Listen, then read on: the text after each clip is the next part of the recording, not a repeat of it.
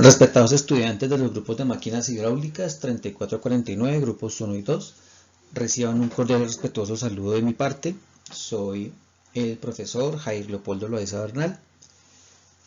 Esta será el aula de máquinas hidráulicas, nuestra primera experiencia con un aula virtual asincrónica, es decir que yo realizaré la explicación a través de esta presentación de PowerPoint y el video de esta presentación lo colgaré en mi canal de YouTube y a su vez también se los enviaré a sus respectivas cuentas de correo. Esta es la modalidad que les propuse para el trabajo durante esta coyuntura, debido a que realizar el aula en vivo y en directo a través de las aplicaciones tales como Google Meet o el Moodle va a ser un poco complicado porque conozco las dificultades que hay con respecto a los anchos de banda y a los equipos que cada uno de ustedes tienen y pues los equipos que nosotros también de los cuales nosotros disponemos. También sé que pues hay algunos problemas con el servidor de la universidad para poder realizar el aula a través de Moodle. Por lo tanto, lo que haremos será utilizar la sesión como tal de la clase del jueves de 3 a 5 para el grupo 1, 3 a 5 de la tarde, y del sábado de 8 a 10 de la mañana para el grupo 2, como sesiones de dudas y de preguntas. Y posteriormente ya a medida que vayamos avanzando en el tema y vayamos avanzando con nuestras aulas, pues iremos mejorando nuestra experiencia y veremos si existe la posibilidad de que hagamos un aula en vivo. Por lo pronto las haremos así, de esta manera. Les agradezco su colaboración, les agradezco su compromiso para llevar a cabo esta actividad. Sé perfectamente lo difícil que es para todos acostumbrarnos a esta forma particular de proceso de enseñanza-aprendizaje, pero pues debido a la coyuntura actual y a los problemas que tenemos con la pandemia del SARS-CoV-2, pues tenemos entonces que recurrir a ese tipo de estrategias para poder continuar con el proceso de enseñanza-aprendizaje. Para todos, nuevamente, muchísimas gracias por su colaboración y compromiso. Bien. En la última aula que tuvimos, tanto con el grupo 1 como el grupo 2, llegamos a la deducción del triángulo de velocidades en dos dimensiones, que es esta imagen que estamos observando aquí. Recordemos cuáles fueron las cantidades que obtuvimos a través de este triángulo de velocidades. Tenemos la velocidad absoluta, este vector verde que están observando acá. Esta es la velocidad que mide, es la velocidad de la partícula de agua medida por un observador desde un sistema coordenado externo al sistema de la máquina hidráulica. Luego tenemos la velocidad relativa, esta que tenemos aquí, la velocidad W, que es la velocidad de la partícula de agua medida por un observador que está parado en el rodete y que ve cómo la partícula de agua va atravesando el ala B que está ensamblado al rodete. Por último, tenemos la velocidad de arrastre, que es el producto entre la velocidad angular del rodete y el radio vector posición de la partícula de agua respecto al eje de giro del rodete, que en este caso corresponde a la velocidad U, que es este vector azul que estamos observando ahí. Y esas tres velocidades conforman nuestro triángulo de velocidades. Como se podrá observar, es un triángulo irregular, un triángulo escaleno, no rectángulo. Puede ser rectángulo o puede ser no rectángulo, pero en el caso más general, la geometría del triángulo será de un triángulo general. En este caso es un obtusángulo. Ese triángulo es el triángulo que se obtiene al utilizar el sistema vectorial de las tres velocidades principales que intervienen en el movimiento de una partícula de fluido a través de los álabes de un rodete de una máquina hidráulica. También observamos aquí que tenemos esta velocidad que denominamos la velocidad meridiana. Esta velocidad tiene dos significados particulares. En el caso de que la máquina sea mixta o radial, como el caso de las bombas centrífugas, que son bombas radiales, esa velocidad meridiana corresponde también a la componente radial de la velocidad absoluta.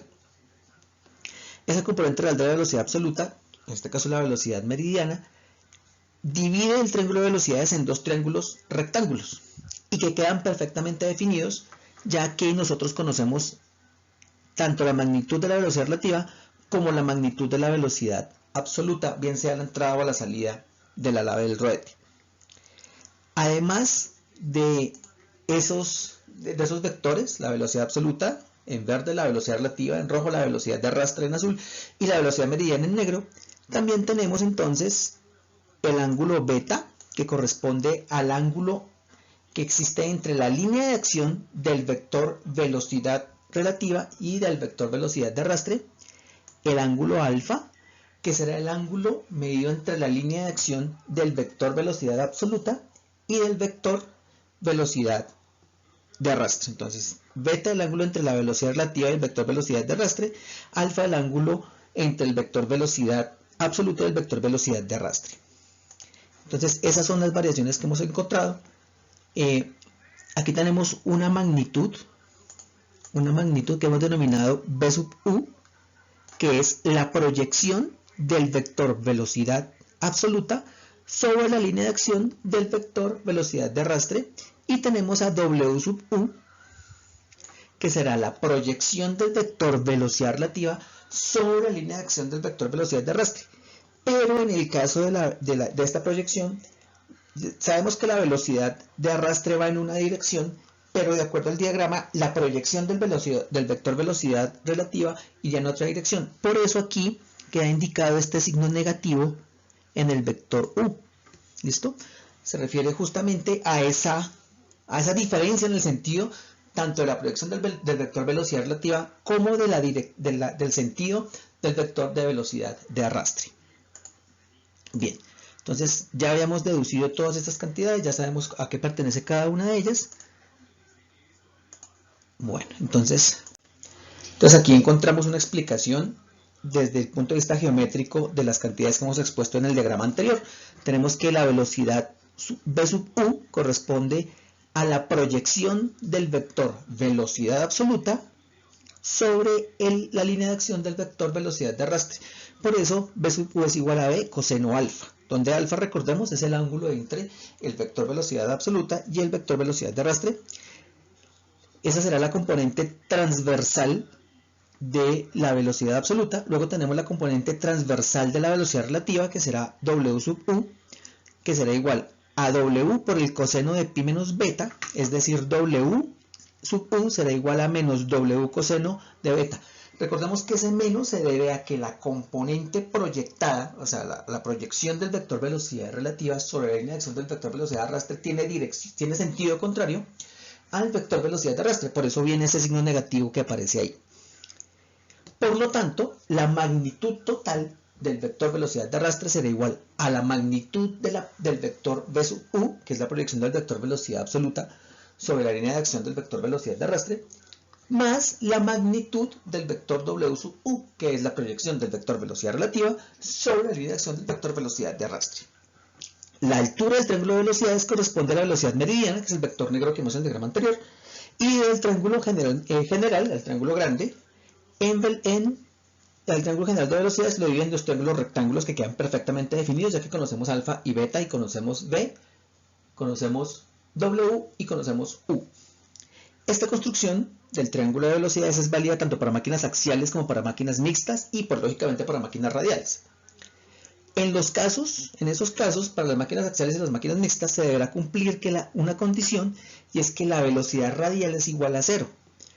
Para el caso de máquinas axiales, y la velocidad meridiana suele entonces llamarse la velocidad axial. ¿A qué se refiere esto? Se refiere a que, supongamos que tenemos una máquina o una bomba axial, una bomba de flujo axial, es decir, el sentido del flujo no cambia como si ocurre con una bomba centrífuga. Recordemos que, por ejemplo, en las bombas de las prácticas del laboratorio, el sentido del flujo cambiaba, es decir, el flujo entraba perpendicular al plano de giro de los alaves de la bomba y salía paralelo al plano de giro de los alaves de la bomba, es decir, ahí tenemos un cambio de sentido de 90 grados. En las bombas de flujo axial eso no pasa. En las bombas de flujo axial la dirección del flujo del fluido siempre es la misma, y esa dirección de flujo es paralela al eje de rotación del rotor. Entonces, en esas bombas, la velocidad meridiana, como la entendimos aquí, o sea, la velocidad radial, no existe. ¿Por qué? Porque no hay un cambio en la dirección de flujo, como si ocurre en las bombas radiales. Entonces, esa velocidad, entonces, en este caso, la velocidad meridiana corresponde solamente a la velocidad axial, es decir, a la velocidad que un observador parado en el rodete mide de una línea de corriente de un flujo que en ese momento va paralelo al eje de rotación del rodete. Bueno, en esta gráfica podemos observar los triángulos de velocidades para la entrada y para la salida de una partícula de agua que entra en el rodete ingresa en contacto con el álave. Entonces, ¿qué vamos a tener? Vamos a tener lo siguiente, vamos a tener que nuestro primer triángulo de velocidades será todas aquellas variables que tengan índice 1 o subíndice 1. Entonces aquí observamos que tenemos la velocidad de arrastre a la entrada del álave,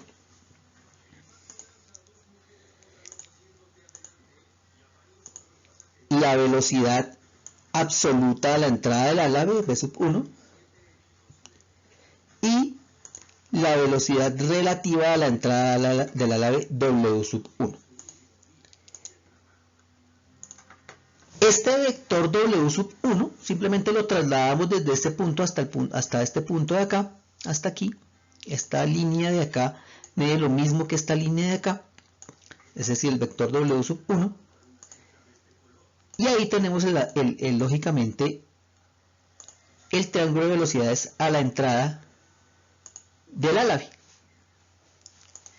También tenemos la velocidad meridiana, que correspondería entonces a esta línea que tenemos aquí. ¿Listo? Tenemos entonces el vector velocidad angular omega, que es este que estamos observando acá. Y tenemos que esta distancia R1, que sería la distancia medida desde el punto de entrada de la partícula de agua hasta el centro del rodete, hasta el eje de rotación. Esta línea negra que acabo de esa misma línea de valor que tiene R1, el producto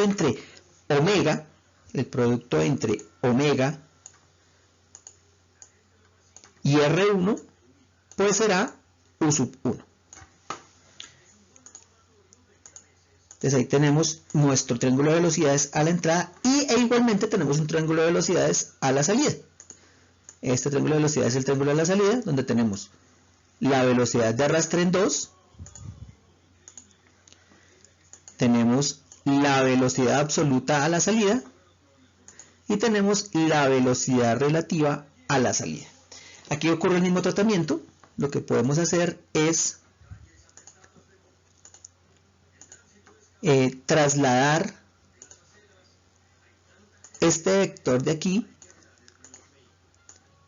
trasladamos este vector de acá a esta posición. Esta línea de aquí tiene mide lo mismo que el vector W2.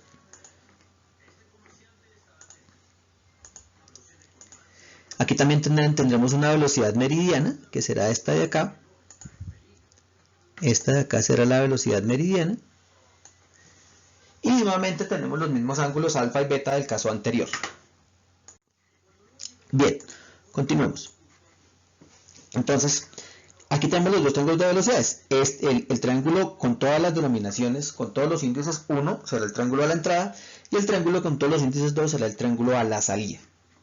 Para el caso de una bomba centrífuga, esa línea curva que observamos aquí corresponde justamente al álave que está montado sobre el rodete, y es lo que recorre una partícula de fluido a medida que va haciendo su viaje a través del álave.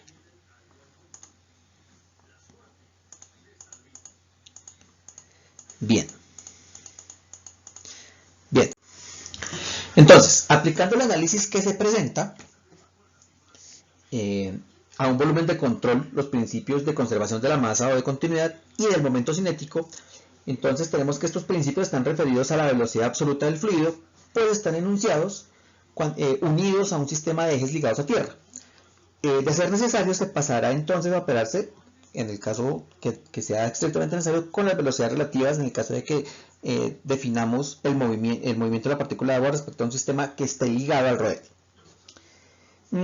Tomando el volumen de control comprendido entre las secciones de entrada y de salida del rodete, dicho volumen tendrá como límite las siguientes superficies de control. Entonces tendrá las superficies S1 y S2, que corresponden S1 y S2, de entrada y salida respectivamente, que son superficies de revolución, siendo las únicas en las que entra y sale fluido el volumen de control. O sea, ¿qué estamos haciendo? Estas superficies S1 y S2, junto con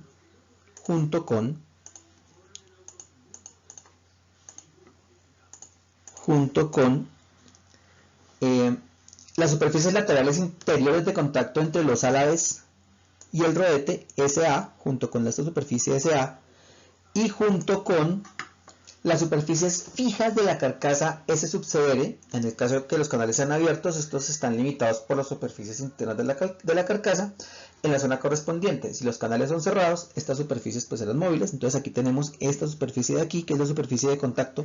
Entonces esas cuatro superficies, si yo cojo esas cuatro superficies, me definen esta figura que tengo acá, esta figura que tengo aquí. Esta figura me define en esas cuatro superficies.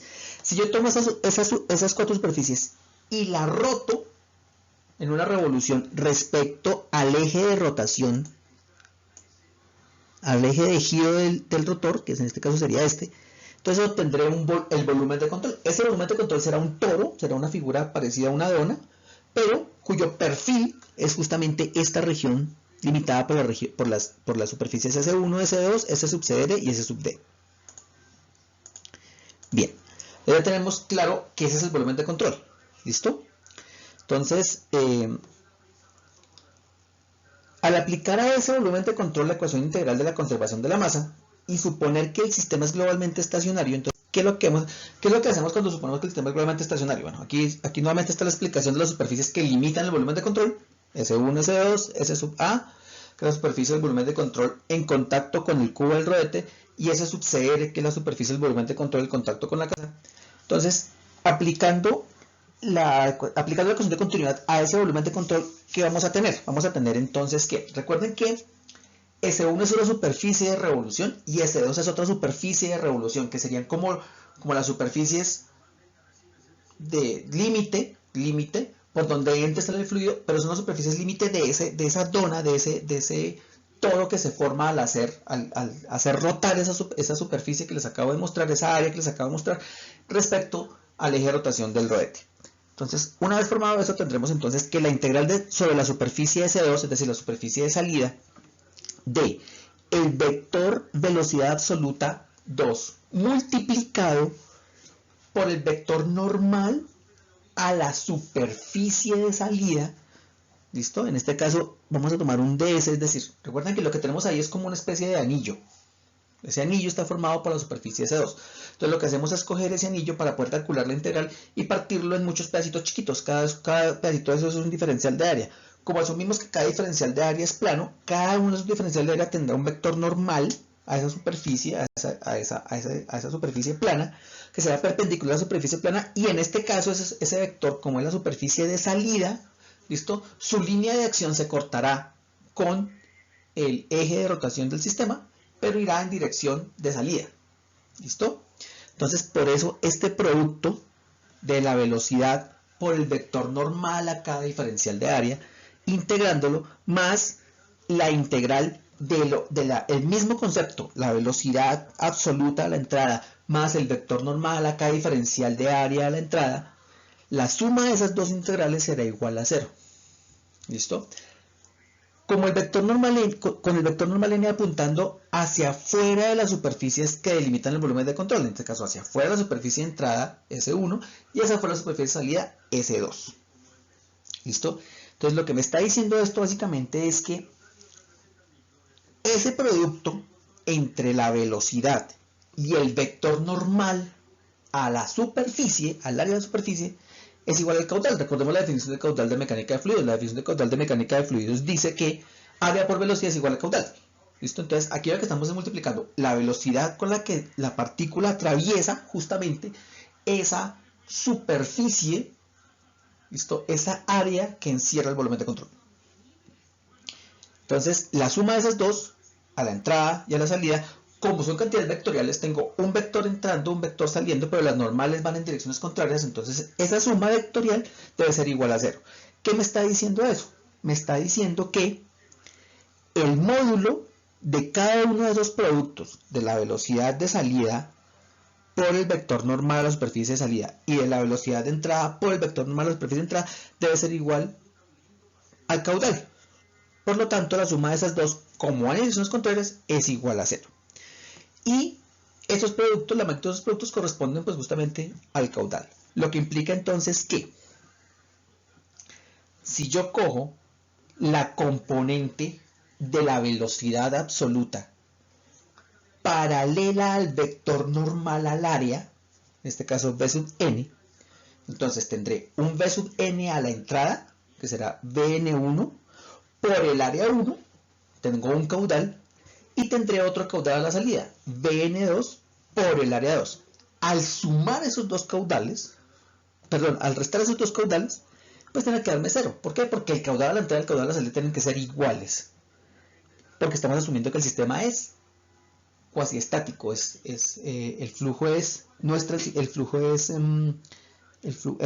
caudal es el mismo en el tiempo, o sea, no aumenta ni disminuye en el tiempo, sino que es el mismo lo que entra, lo que sale. Por lo tanto, la cantidad, el volumen encerrado dentro del volumen de control siempre es el mismo, el volumen de fluido encerrado en el volumen de control siempre es el mismo, a pesar de que tenga intercambio de masa. Eso es lo que establece la ecuación de continuidad. Bien, entonces por eso encontramos esta relación que tenemos aquí, esta de acá, y por eso también podemos afirmar entonces que el caudal es igual al producto entre la velocidad paralela al vector normal al área por el área 2 para la salida y la velocidad paralela al vector normal al área 1 por el área 1 a la entrada.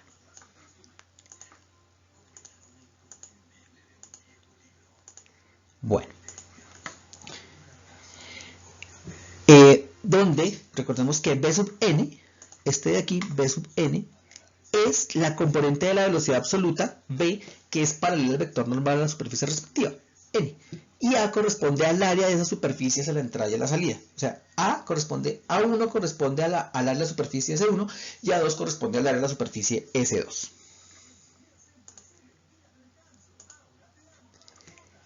Y recordar que la componente normal de la velocidad coincide entonces con la velocidad meridiana.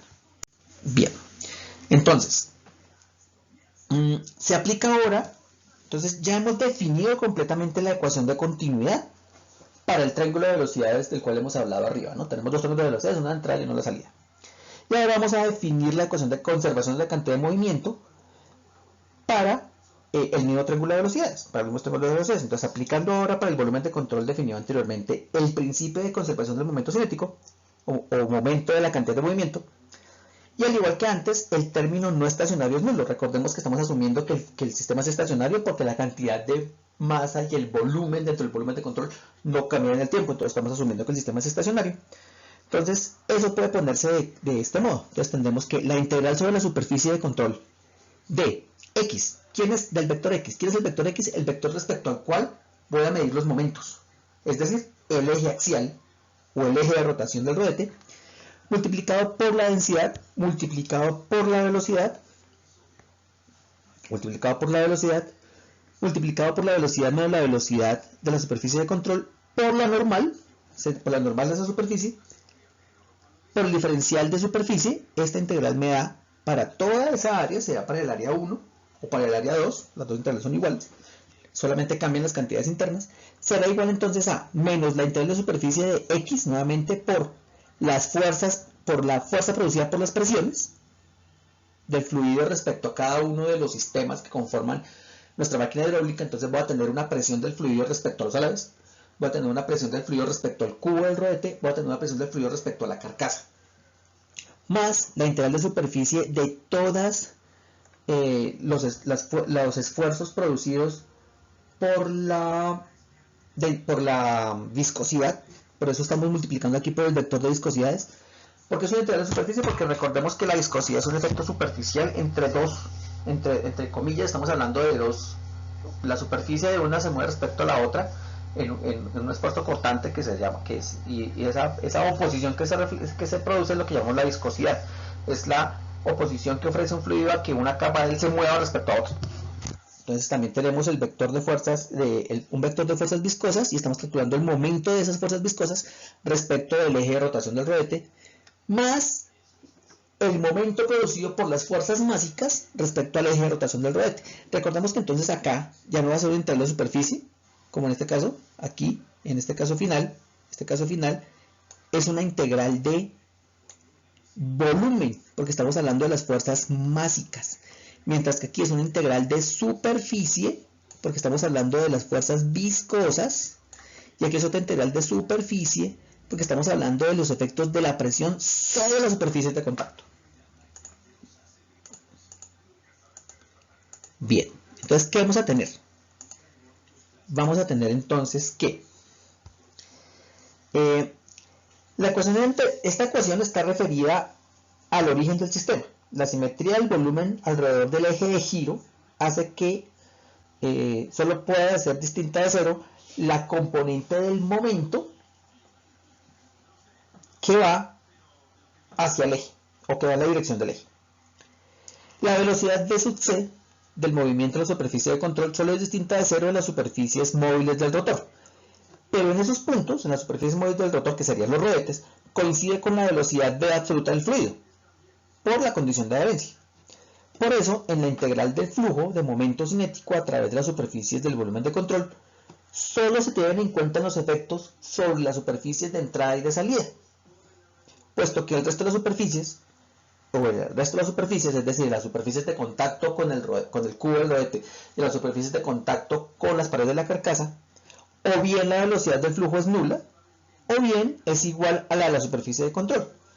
Por lo tanto, ese término se va a transformar en lo que veremos ahora más posteriormente. Se puede observar, el término correspondiente al momento de las fuerzas de presión puede distinguirse por un lado, que es el término del que estábamos hablando, entre las superficies de entrada y de salida, junto con las posibles superficies de control que limitan el fluido con la carcasa. Ahora, la fuerza o los efectos de la presión o el momento que ejerce la presión, entonces tendremos que la presión sobre la carcasa pues no hace momento respecto al eje de rotación del fluido, del rodete. La presión sobre el cubo del rodete pues no hace momento respecto al eje de rotación del rodete, porque cualquier vector fuerza que sea perpendicular al área del cubo del rodete pues tiene que cruzar obligatoriamente por el eje de rotación, por lo tanto no hay momento. Es decir, que solo hay momento, o sea, la presión solo produce, las fuerzas de presión solo producen momento sobre las paredes de los alvees. Nada más. ¿Listo? Bien. Y en cuanto al momento de los esfuerzos viscosos, se pueden considerar que por estar desarrollando una teoría ideal, son despreciables. En este caso, todas las acciones derivadas de las fuerzas de superficie serán debidas únicamente a la presión. ¿Listo? En general, digamos que los efectos viscosos son despreciables y solo se tomarán en cuenta la entrada y la salida, es decir, en las áreas de entrada de C1 y en las áreas de salida de C2, y pueden incorporarse dentro del vector de presiones o dentro del vector de fuerzas de presión. Por lo tanto, pues quedarían en un solo vector que denominaremos T. Las fuerzas básicas aplicadas al volumen de control no producen momento por la simetría del volumen alrededor del eje respecto al cual se toman.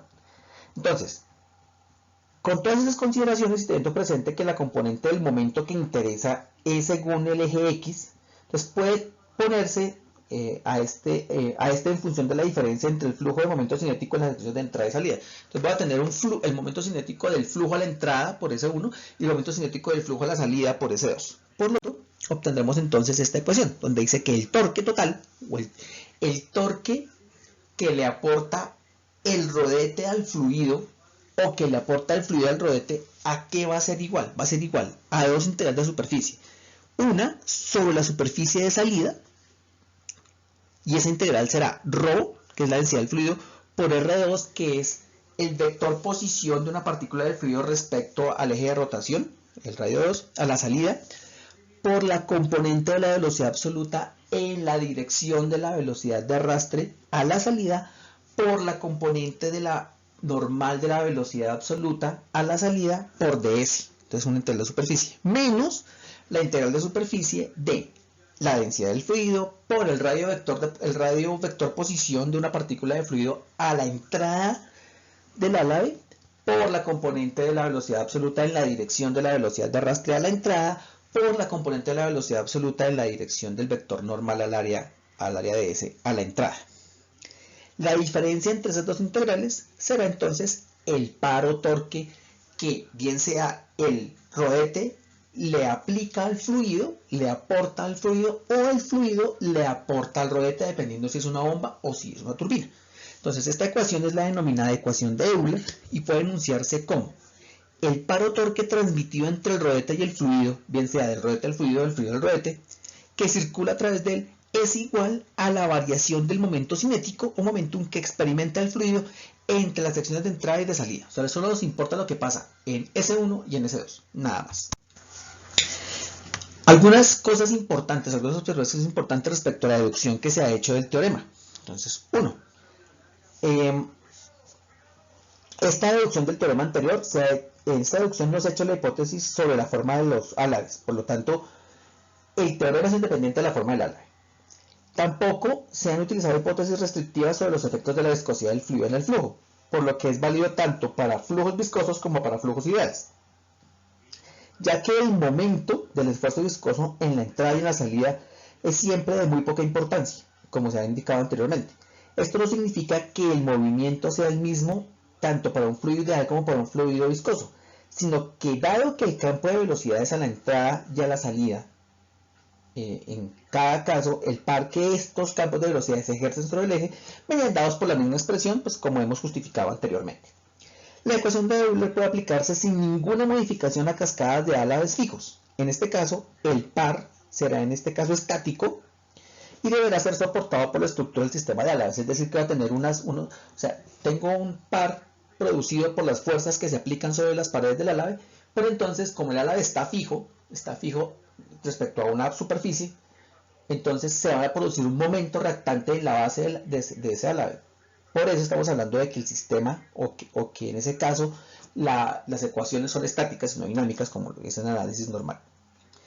Ahora bien, si nosotros tomamos esta ecuación y la multiplicamos por la velocidad de giro omega y expresamos el producto de la velocidad normal a la superficie como el diferencial de caudal, es decir, que el diferencial de caudal será igual a la componente normal de la velocidad absoluta paralela al vector normal a la superficie por ds, tanto a la salida como a la entrada.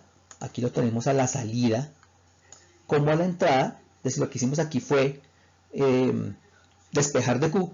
Entonces es posible calcular la potencia que el rodete le aporta al fluido de la siguiente forma. W será igual a torque por omega, donde este omega es la velocidad de rotación del rodete y el torque es el resultado de las integrales vistas anteriormente. Entonces será tomar justamente esas integrales que vimos anteriormente para definir el torque y multiplicarlas por omega. Y el resultado será que tendremos la integral de superficie de ρ por omega por R2, es decir, R a la salida, por la componente de la velocidad absoluta en la dirección de la velocidad de arrastre a la salida por el diferencial de caudal, menos la integral sobre la superficie 1 de la densidad por la velocidad angular por el vector posición de la partícula de agua a la entrada respecto al eje de rotación a la entrada, o sea en S1, en la área de entrada, por la componente de la velocidad absoluta paralela a la velocidad de arrastre a la entrada por el diferencial de caudal.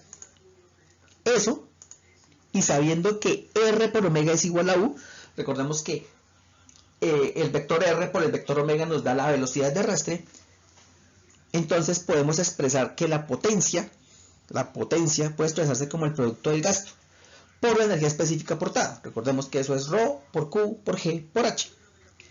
Recordemos que aquí los aportes energéticos, es decir, el intercambio de energía que ocurre entre el fluido y el rodete, lo estamos midiendo en términos de una altura.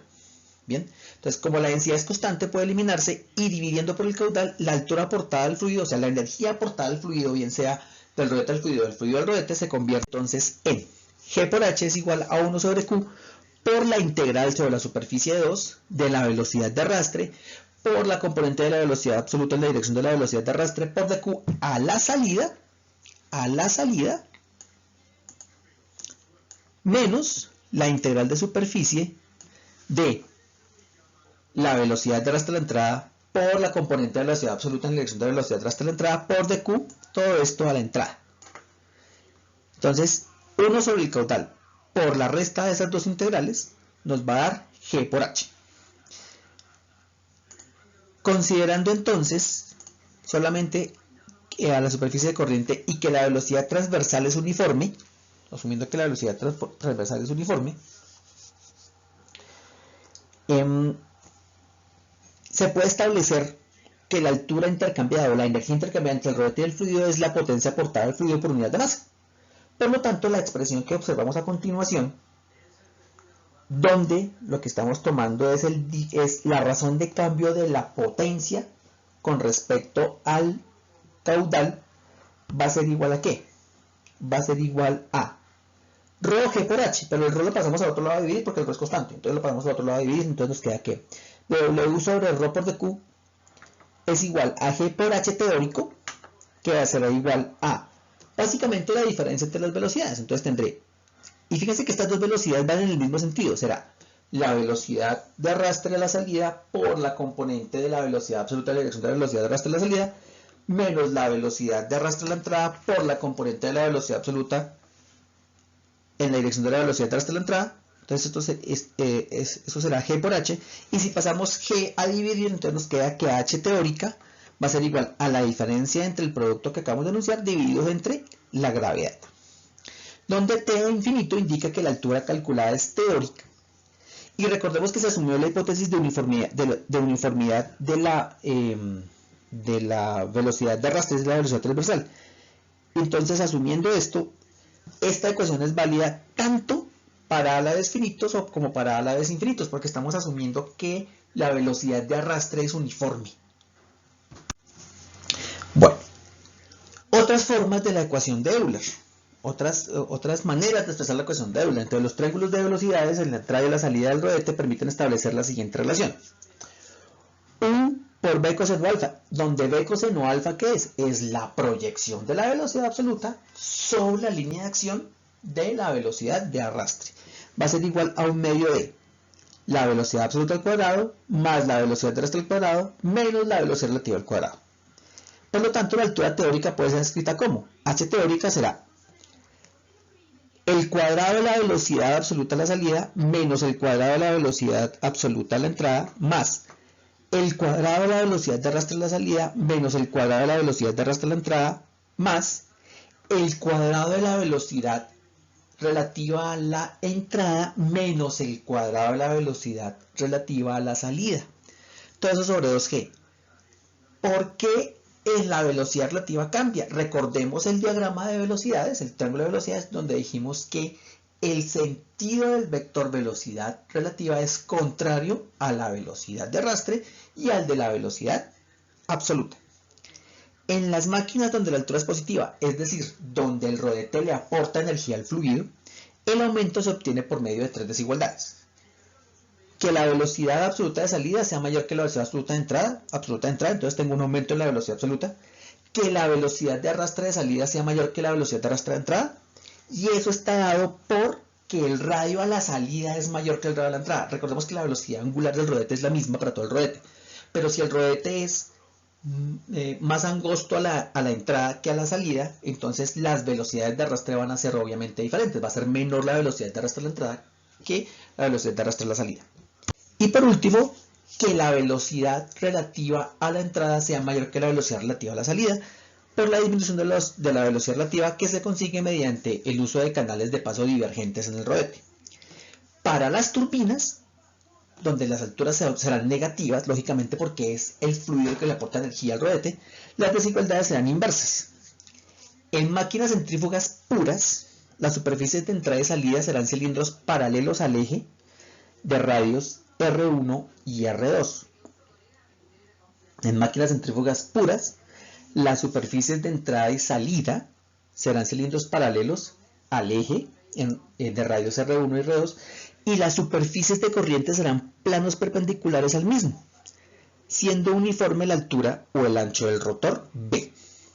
Las relaciones entonces se transforman en ¿qué? En que el caudal para ese tipo de máquinas será igual a 2pi por el radio de entrada, por el ancho del rodete, por la velocidad radial de la entrada, que tiene que ser igual a 2pi por el radio a la salida, por el ancho del rodete, por la velocidad radial a la salida, que será igual a 2pi por el radio de entrada, por el ancho del rodete, por la velocidad absoluta seno de alfa 1. Recuerden que la velocidad absoluta por el seno de alfa es igual a la velocidad meridiana del triángulo de velocidades. Tanto a la entrada, sub 1, como a la salida, sub 2. Y G por HT, es decir, la altura teórica por la gravedad, será igual a omega multiplicado por el radio de la salida, por la componente de la velocidad absoluta en la dirección de la velocidad de arrastre a la salida menos el radio a la entrada por la componente de la velocidad absoluta en la dirección de la velocidad de arrastre a la entrada. ¿Listo? Recordando que la componente de la velocidad absoluta en la dirección de la velocidad de arrastre es b coseno de alfa, donde alfa es el ángulo entre la velocidad absoluta y la velocidad de arrastre. Bueno, así la altura teórica es la misma para todas las superficies de corriente y las expresiones vistas son válidas para todo el flujo. En las máquinas axiales, cada superficie de corriente tiene velocidades de arrastres distintas, pero se asume que son iguales para S1 y para S2. ¿Listo? ¿Por qué? Porque en las máquinas axiales el rodete es un cilindro. Entonces R1, R a la entrada y R a la salida son iguales. Y la altura teórica para cada superficie de corriente viene dada por G por HT es igual a U por la diferencia entre las componentes de las velocidades absolutas en la dirección de la velocidad de arrastre. Bien, hasta aquí hemos establecido cuál es la relación que existe. Hemos establecido las relaciones, entre la ecuación de continuidad y el triángulo de velocidades y la ecuación de la cantidad de movimiento y el triángulo de velocidades. Entonces, la ecuación que hemos enunciado es la ecuación de continuidad más la ecuación de Euler, que es la ecuación de la conservación de la cantidad de movimiento. En la próxima clase hablaremos ya de la ecuación de Bernoulli y posteriormente comenzaremos con los ejercicios que nos permitirán determinar los parámetros geométricos de diseño para nuestro rodete. Bien, entonces por lo pronto esta es la parte teórica, que yo sé que es la parte más compleja, pero siempre les recuerdo que a mí lo que me interesa es que ustedes estén imaginando el fenómeno dentro de sus cabezas y se imaginen cómo es que el flujo está atravesando cada uno de estos rodetes.